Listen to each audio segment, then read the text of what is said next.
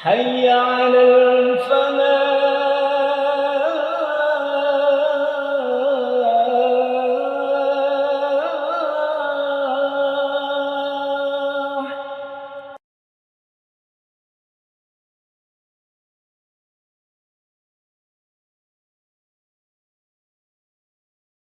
Assalamualaikum warahmatullahi wabarakatuh.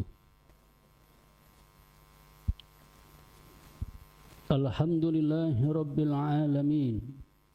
Wa bihi nasta'inu ala umuri dunya waddin. Ashhadu an la ilaha illallah wahdah la syarika lah.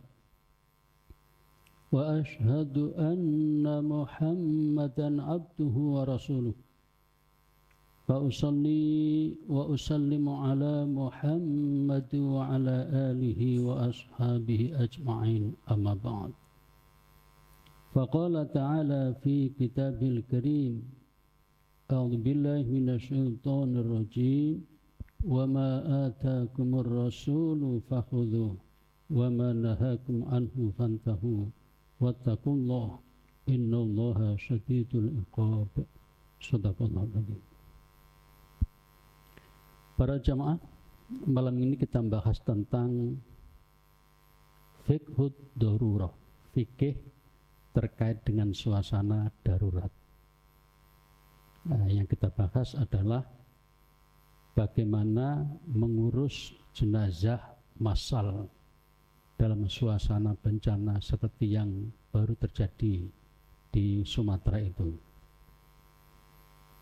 Kalau kita ikuti beritanya, hingga sekarang sudah lebih dari 1.000 yang meninggal.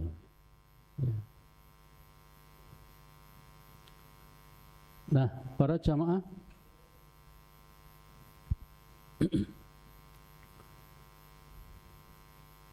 ketika terjadi bencana alam atau peperangan, banyak sekali korban meninggal dunia sehingga terjadi pemakaman massal.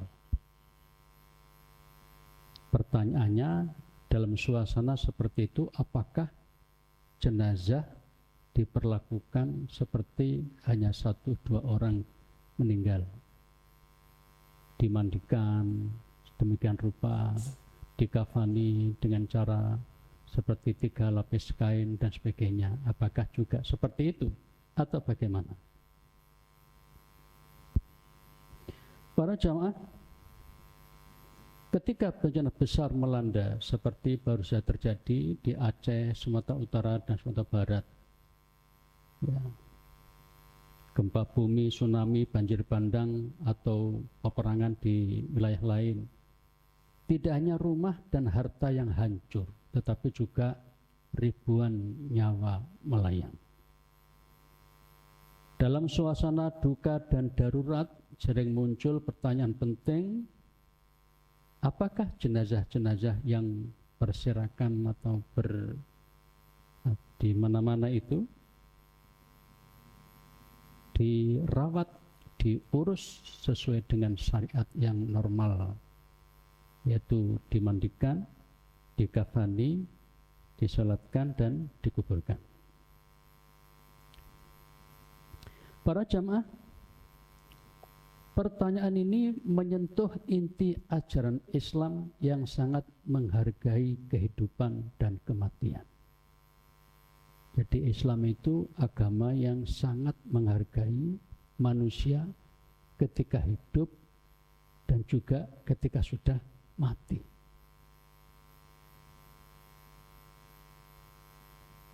Di satu sisi, Islam mewajibkan pengurusan jenazah dengan tata cara tertentu.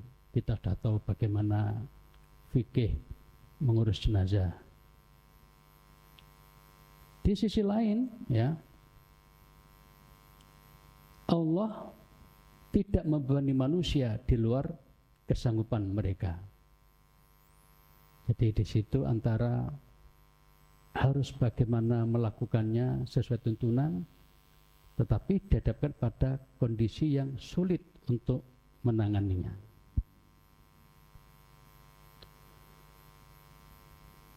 Para jamaah, kita ingat kembali bahwa dalam suasana normal 4 hal yang wajib dilakukan terhadap jenazah yang ada. Yang pertama adalah memandikan, yang kedua mengafani, yang ketiga menyolatkan, dan yang keempat menguburkan. Dan itu tata caranya sudah jelas dalam fikih Islam, fiqhul jenazah.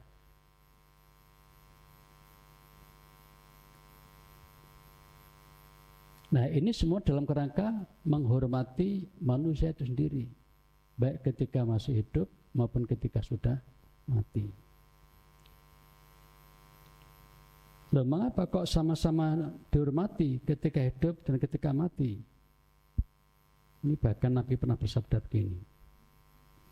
An Aisyah, dari Aisyah, anna Rasulullah, bahwasanya Rasulullah SAW qala, bersabda, kasru azmil mayiti, memecah, mematahkan, ngepruk tulang mayit, tulangnya wong wis mati.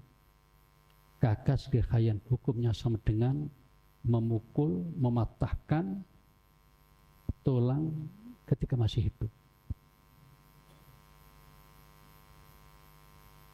Jadi sama-sama kita harus menghormati ketika masih hidup maupun ketika sudah meninggal. Ini hadis riwayat Abu Dawud, kata Albani hadis ini sahih. Hadis ini menunjukkan bahwa jenazah tetap memiliki kehormatan sebagaimana saat ia masih hidup. Namun bagaimana bila kondisi tidak memungkinkan untuk melaksanakan tuntunan yang semestinya itu? Nah, dalam Islam itu ada prinsip kewajiban itu dilakukan sesuai dengan kemampuan. Jadi kalau nggak mampu, ya nggak usah. Itu Islam. Paling gampang ya, yang paling tinggi, setiap Muslim diwajibkan memenuhi 5 rukun itu kan ya. Syahadat, sholat, puasa, zakat, haji. Udah pada haji belum? Kenapa? Kenapa belum haji? Enggak apa-apa. Jadi Islam itu, loh, kalau belum siap ininya, ya sudah, enggak usah berangkat haji. Tapi jangan khawatir. Anda akan dapat pahala yang imbang dengan sudah haji itu. Banyak sekali kan amal-amal ringan ketika itu kita lakukan, itu bisa sebanding dengan orang yang haji. Ini adalah kemurahan Allah. Salah satunya ya, walaupun nanti diperdebatkan ya, barang siapa subuh-subuh ikut jamaah di masjid, ya toh, kan gitu ya. Kemudian setelah subuh duduk saja di situ, nggak pulang-pulang sampai matahari terbit. Setelah mati terbit, ya nunggu beberapa saat, kemudian sholat 2 rakaat. 2 rakaat, rakaat ini kan gitu. Apa kata Nabi? Orang yang melakukan yang seperti ini akan dapat pahala seperti haji dan umroh secara sempurna. Tapi jangan dianggap ringan loh itu. Subuh-subuh datang ke masjid, habis itu duduk di situ sampai matahari terbit. Sekarang kira-kira kan ya 5:30 atau jam 6 lah ya. Di masjid itu perlu kesabaran. Ya, karena itu Allah memberikan ajaran secara seimbang. Jadi yang berkecukupan, ayo berangkat haji. Manis tato ailai sabila. Yang belum cukup, ya banyak berdoa saja dulu. Lakukan hal-hal lain yang bisa mengimbangi pahala haji. Dalam Islam, Allah berfirman di sini, Al-Quran surat At-Taghabun ayat 16, Fattakullah mastata'tum. Bertakwalah kepada Allah sesuai kemampuanmu. Siap bertakwa, ya sesuai kemampuan. Takwa itu kan artinya melaksanakan segala perintahnya dan menjauhi segala larangannya. At-Taghabun 16. Bertakwalah kamu kepada Allah sesuai dengan kemampuanmu. Kita diperintahkan sholat, siap. Tapi awakku loroi, gimana itu? Ya kalau nggak bisa berdiri dengan cara duduk, bukan gitu. Nggak bisa duduk dengan cara berbaring. Dengan berbaring tidak bisa sebisanya. Yukon sebisanya juga nggak bisa, mau nggak mau disolatkan. Itu luwesnya Islam itu. Ini termasuk rahmah ya, kasih sayang Allah kepada hambanya. Jadi Allah merintahkan pada kita itu nggak asal perintah. Ayo lakukan ini. Ya Allah aku belum bisa, ya nggak apa-apa. Tapi usaha dulu. Jangan belum-belum, aku nggak bisa. Jangan. Dicoba dulu, nggak bisa, ya sudah. Jadi Islam itu luas, fleksibel. Ayat tersebut menjadi dasar hukum bahwa dalam setiap perintah agama, pelaksanaannya disesuaikan dengan kemampuan. Jika seseorang tidak mampu melakukan sebagian kewajiban karena halangan, ya cukup mengerjakan yang mana yang bisa. Begitu ya. Demikian pula dalam urusan jenazah sekarang. Ketika air tidak ada, misalnya, ya nggak usah dimandikan, apa kok repot-repot. Begitu perintah agama. Tubuh rusak parah. Mukanya hancur, kaki tangan hancur, mau ditayamumi, opon ditayamumi, nggak usah tayamum juga. Korbannya banyak, kain kafannya sedikit, ya enggak apa-apa. 2-3 orang satu kafan. Seperti itu. Sebisanya. Kalau idealnya kan kain putih ya, kain kafan. Adanya kain kuning, enggak apa-apa, kuning atau hitam atau merah atau apa. Tapi tetap diusahakan dulu cari yang putih. Karena putih itulah warna yang terbaik untuk kafan ya, dan sebagainya. Nah, dalam memahami agama yang namanya fikih itu ada kaidah-kaidah seperti ini. Ad-daruratu tubihul mahdurat. Kondisi darurat itu membolehkan yang tadinya tidak boleh menjadi boleh. Seorang laki-laki tidak boleh menyentuh kulit wanita yang bukan apa-apanya, yang bukan mahramnya. Ya kan tidak boleh. Tapi ketika ada wanita kecelakaan, dia seorang dokter harus memeriksanya, boleh tidak menyentuh bagian-bagian tertentu yang memang itu dianggap proses penyembuhan akan terjadi.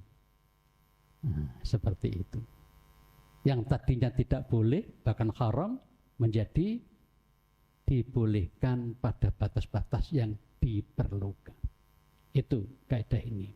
Kemudian ada lagi kaidah al-masyaqqatu tajlibut taisir. Situasi yang sulit, kesulitan itu mendatangkan kemudahan. Jadi ini maksudnya ketika harus begini, ora iso, ya sudah yang lain yang mana yang mudah. Itu Islam.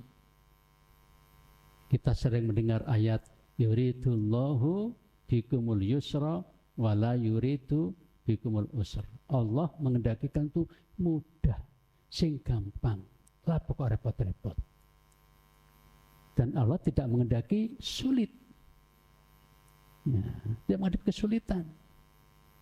Itulah enaknya. Jadi kalau kita itu betul-betul sadar sebagai muslim yang baik itu tidak usah ngoyo-ngoyo.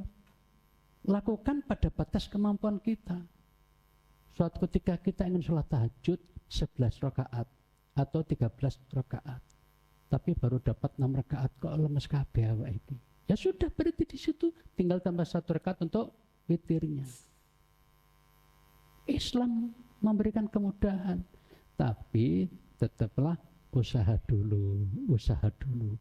ojo durung-durung nyerah, wis gak wani aku, jangan begitu. Itu ndak punya apa namanya, ndak punya keberanian, ndak harus punya keberanian dulu. Dalam konteks bencana, kedua kaidah ini bermakna bahwa kewajiban memandikan mayit atau mengafani mayit secara sempurna bisa gugur. Tidak lagi perlu dilakukan ketika menghadapi kesulitan. Nah, ini ada contoh dari Rasulullah ketika terjadi perang Uhud. Masih ingat kita? Bagi jamaah, bagi kita yang pernah haji, yang pernah umrah itu biasanya oleh travel itu diajak mampir ke pemakaman Uhud itu. Ada Gunung Uhud, di sana ada makam di Gunung Uhud itu. Itu adalah korban perang Uhud. Jumlahnya puluhan, ya, puluhan sahabat Nabi wafat pada saat itu. Nah, yang kita kaji adalah bagaimana cara Nabi dan sahabat menangani jenazah yang banyak saat itu ketika terjadi perang Uhud. Salah satunya, ini yang penting untuk kita pelajari, ketika ada di antara jenazah mau dibawa ke kota Madinah, kata Nabi, tidak usah, di situ aja dimakamkan. Itu artinya kalau kita udah lama hidup di Surabaya, tidak usah kita wasiat, aku kok gawe nang Solo yo jenazahku. Rapati wong akeh. Bukan dilarang ya, tidak dianjurkan. Bahkan Nabi tadi itu wis digotong ku, gak usah nek naik kabeh. Jadi jenazah atau apa ya, korban perang Uhud saat itu maunya dibawa ke Baqi ya. Makam ya para sahabat kan di Baqi banyak itu. Yang meninggal dalam keadaan biasa-biasa itu. Yang korban Uhud ini oleh Nabi sudahlah makamkan di sana saja. Akhirnya diabadikan sama sekarang kita lihat ada komplek pemakaman di sekitar Gunung Uhud itu. Nah, sekarang bagaimana Nabi menangani ini? Mari kita lihat ini. Nabi bersabda kepada mereka korban Uhud itu, idfinuhum, kubur saja mereka fi dimaim, bersama darah-darah mereka. Walatughusum, tidak usah dimandikan. Wala tusol, bahkan tidak usah disolatkan, langsung aja kubur mereka. Ya. Jadi apa artinya? Ini berbelok dari yang seharusnya dalam keadaan normal ya, disuruh kasih kain 3 lapis kan gitu ya. Nah ini sudah wis pakai pakaian itu aja, pakaian tentara berarti ya, pakaian jihad tadi itu. Bahkan sampai darah-darah mereka nempel-nempel di bagian tubuhnya itu dibiarkan saja. Nah, ini namanya meninggal dalam keadaan syahid. Jadi ini menunjukkan betapa terhormatnya orang ini. Saking terhormatnya itu, wis gak usah disolati, wis gede pahalanya. Kira-kira begitu. Bahasa awamnya begitu. Mari kita lihat bagaimana ulama memahami ini. Para ulama memahami bahwa tidak dimandikannya para syahid tadi bukan karena gugurnya kewajiban mandi secara umum, tetapi karena kondisi khusus dan keutamaan mati syahid. Ini yang jelas. Namun dari sisi fikih, peristiwa ini menunjukkan bahwa ketika kondisi sulit, kewajiban memandikan bisa digugurkan. Nah sekarang mari kita bertanya bagaimana diskusi 4 mazhab ulama mengenai ketika dihadapkan pada jenazah yang sulit diurus tadi itu. Mungkin karena banyaknya, mungkin karena hancur leburnya fisik jenazah itu. Mari kita lihat. Pertama mazhab Hanafi. Diwakili oleh Ibnu Abidin mengatakan, qala fil fatwi walau lam yujad ma'un fayumimal mayitu wa sallu alaihi thumma wajadu wa salluhu wa sallu alaihi thaniyan inda Abi Yusuf wa anu yughsalu wa la tu'atu salatu alaihi walau kafanu wa bakimnu udwun lam yughsal fa innahu yughsalu dzalikal udwu walau bagiya nahwul usbu la yughsal. Ibnu Himam berkata dalam kitab Al-Fatah, Fathul Qadir, apabila tidak didapati air, jadi mungkin ketika terjadi gempa bumi, ya kan, kemudian beberapa sungai tertutup, airnya nggak ono, kering-keringan ini, lalu banyak jenazah menjadi korban, mungkin kena keterubuhan pohon atau apa segala macam, atau batu-batu gelundungan mengenai banyak orang sehingga ya banyak yang menjadi korban. Apabila tidak didapati air, maka mayit cukup ditayamumkan, kemudian disolatkan. Tapi masalahnya, ya nek mukanya jek ono. Bagaimana kalau pas ketindes pohon mukanya atau ketiban batu sehingga hancur? Nah, nanti menjadi tidak perlu lagi ditayamum karena tayamum kan debu, nanti kena darah-darah kan, sehingga tidak usah lagi itu dilakukan. Kemudian ini ande-ande dari mazhab Hanafi. Bagaimana ketika tadi ditayamumi yang masih utuh tadi, kok kemudian selesai tiba-tiba itu ada air. Ini ulama kita tuh sampai ke sana mikirnya itu, untuk memberikan kemudahan kita ketika ada masalah itu. Apa katanya di sini? Jadi kalau ketemu air, maka mayit itu ya dimandikan, kemudian baru disolatkan. Jadi penyuciannya 2 kali. Tadi tayamum diganti dengan memandikan, kemudian sholatnya disolatkan lagi.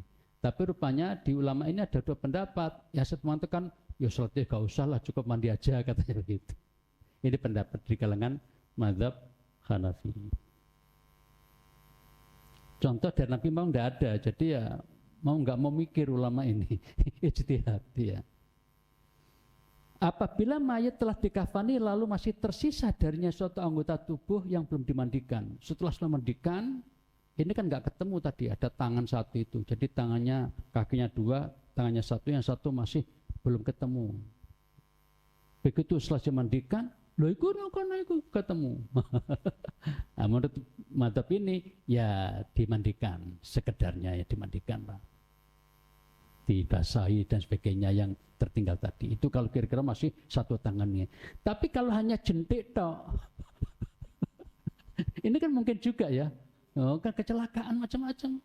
Kalian ditemukan hanya jentik tok atau bagian jari ini, katanya ya sudah nggak usah, langsung dikuburkan aja itu. Nah, gitu.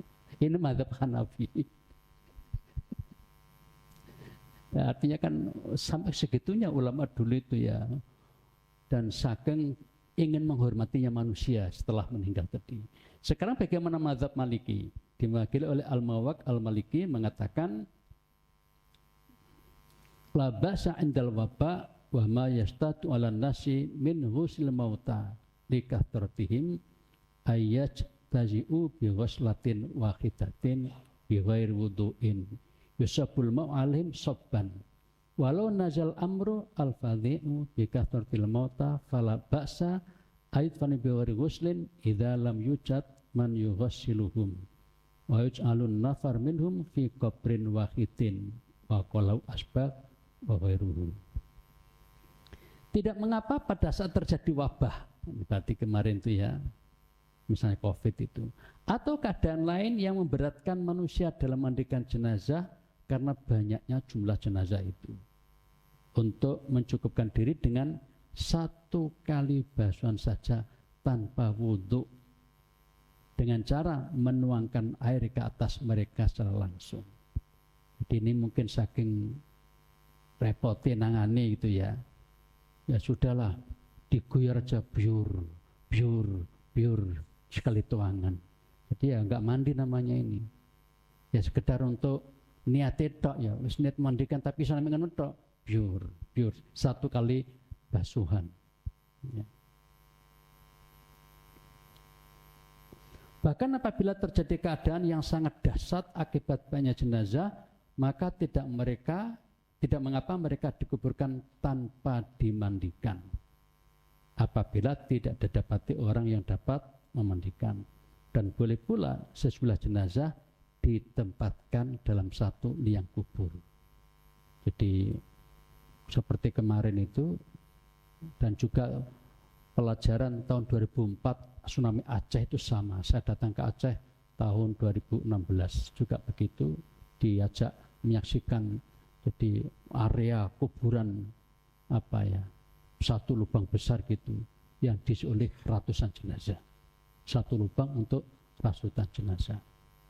Kalau di Sumatera kemarin kita menemukan ya ada, kalau kita nonton di YouTube atau bahkan di foto-foto itu ya ada sampai 10, 20, 40 ya dimakamkan sama-sama.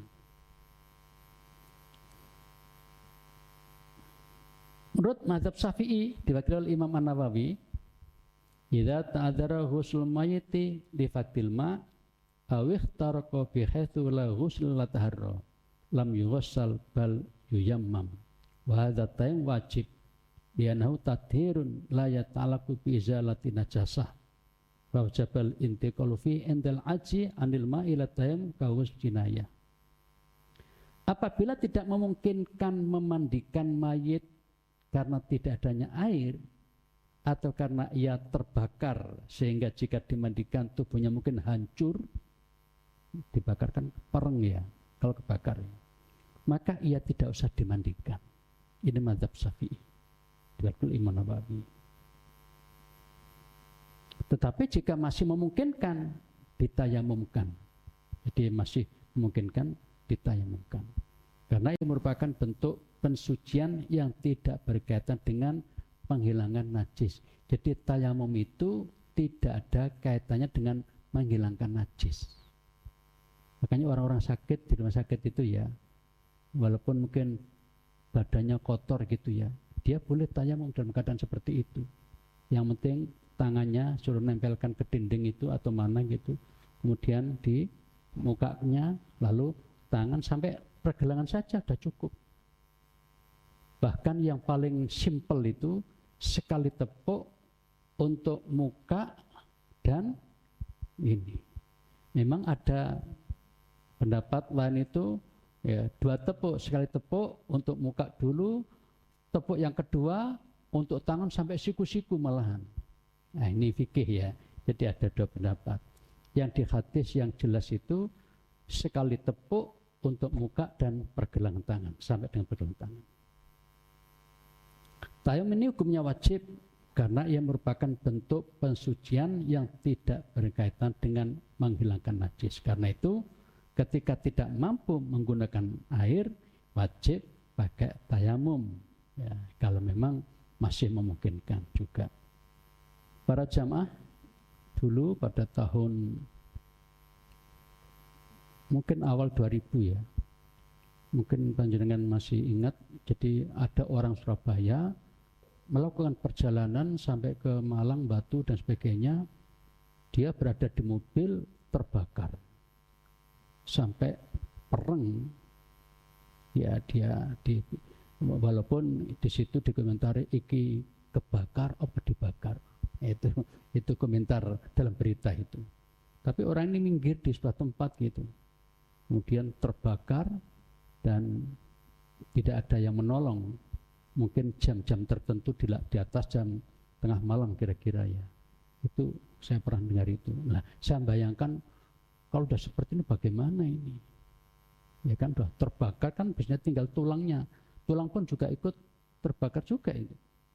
Bayangkan ya kayak gitu. Nah, dalam keadaan semacam itulah maka memandikan pun tidak diperlukan. Mentayamumi juga oponis tayamumikan gitu ya. Tadi ingat fattakullah mas tata'tum, bertakwalah kepada Allah sesuai pada batas punya kemampuan. Mazhab Hambali yang terakhir yang keempat adalah diwakili Ibnu Qudamah.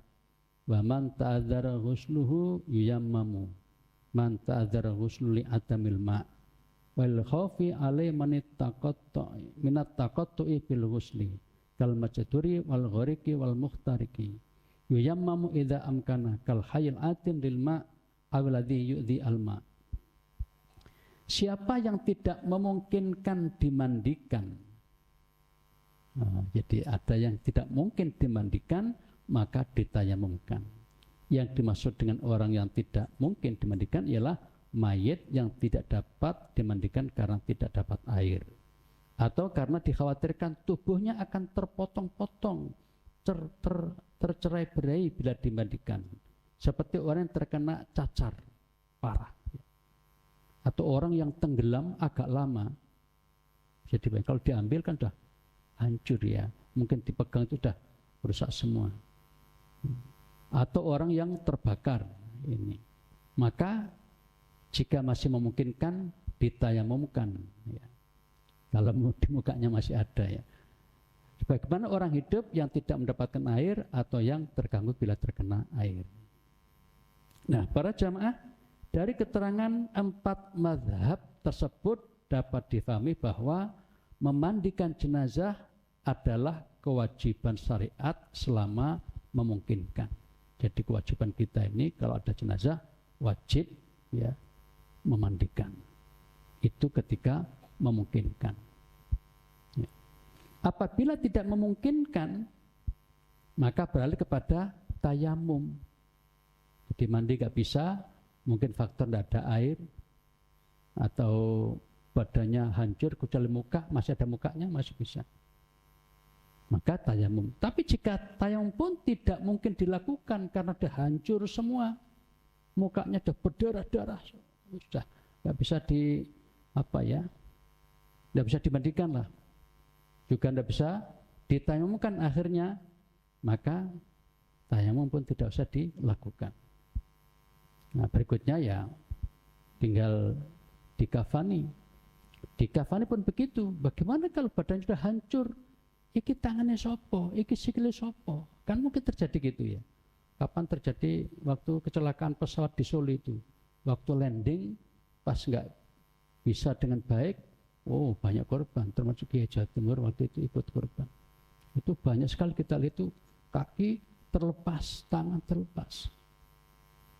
Nah, ketika kita menemukan semacam ini, tidak mungkin lagi mengkafani secara sempurna. Kepala nenok kene, tangan nenok kene, kan gitu. Dalam keadaan semacam itu ya sudah dibungkus dengan baik, dengan penuh rasa hormat. Ya, kalau memang kainnya masih cukup ya dibuat yang lapis 3, jika tidak ya sudah secukupnya. Dalam kondisi darurat kolektif seperti wabah atau bencana massal, syariat memberikan kelonggaran atau rukhsah demi menjaga kemaslahatan dan menghindari bahaya. Nah, para jamaah, dalam kondisi banyak korban, syariat membolehkan pemakaman massal. Nabi memerintahkan agar beberapa syuhada Uhud dikubur bersama dalam satu liang. Jadi ini pernah terjadi pada masa Nabi. Jadi di antara jenazah yang di Uhud sana itu ada yang satu lubang itu beberapa orang. Ada yang satu orang, tergantung situasinya ya. Jabir bin Abdillah mengatakan, karena Nabi yajma'u pernah mengumpulkan bainar rajulaini di antara 2 orang min qatla Uhudin dari kurban Uhud fi thawbin wahidin, bahkan dalam satu kain kafan. Nabi. Jadi Nabi pernah memberlakukan dua jenazah itu dalam satu fi thawbin wahidin, dalam satu kain kafan. Tsumma yaqul, kemudian Nabi bersabda, ayyuhuma aktsar ahdzal Quran, dari 2 orang ini siapa yang paling banyak menguasai Al-Quran? Mungkin bahasa sederhana, sing banyak hafal Quran, atau dalam kehidupan sapa sing sering ngimami sholat.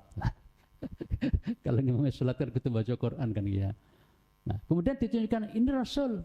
Nah, ketika itu maka kemudian setelah di kafan tadi itu, kalau kiblatnya di sana, maka yang banyak hafal Quran itu diletakkan di depannya, yang kurang di belakangnya. Jadi kayak sholat itu. Ini hadis riwayat Al-Bukhari. Jadi praktek Nabi pada masa itu di dalam menangani jenazah korban perang Uhud. Nah, hadis ini menjadi dasar hukum bolehnya beberapa jenazah dikuburkan dalam suatu liang bila keadaan mendesak. Ya. Nah sekarang bolehkah menyolati jenazah banyak tapi sholatnya satu kali saja? Bayangkan kalau jenazah itu 100, kemudian harus satu-satu, sholat laping 100 lah. Kan gitu ya. Ini pertanyaannya, bolehkah jenazahnya 100 tapi sholatnya cukup satu kali saja? Ibnu Hajar, ini ada ulama ahli hadis kita mengatakan begini. Ya juzu boleh saja ayusolla ala jamaatin minal amwati bisolatin wahidatin. Boleh saja menyolatkan sejumlah jenazah dengan satu kali sholat. Ini ulama yang sangat terkenal, ya, namanya Ibnu Hajar al-Asqalani, ulama ahli hadis al-fiqih yang tidak diragukan ya integritasnya. Jadi kita bisa mengikuti pendapat ini. Dan prakteknya di Masjidil Haram juga begitu. Jadi kalau sudah ramai suasana akhir-akhir musim haji itu, sekali sholat itu bisa 3-5 jenazah itu. Dan itu bisa 5 waktu sholatnya. Setiap habis 5 waktu kemudian mari kita berdiri untuk sholat jenazah ini. Kadang-kadang sampai 2 kali karena jenazahnya terlambat datang. Itu. Tapi yang jelas bahwa di Masjidil Haram dan juga di Masjid Nabawi sudah dipraktekkan beberapa jenazah cukup satu kali sholat.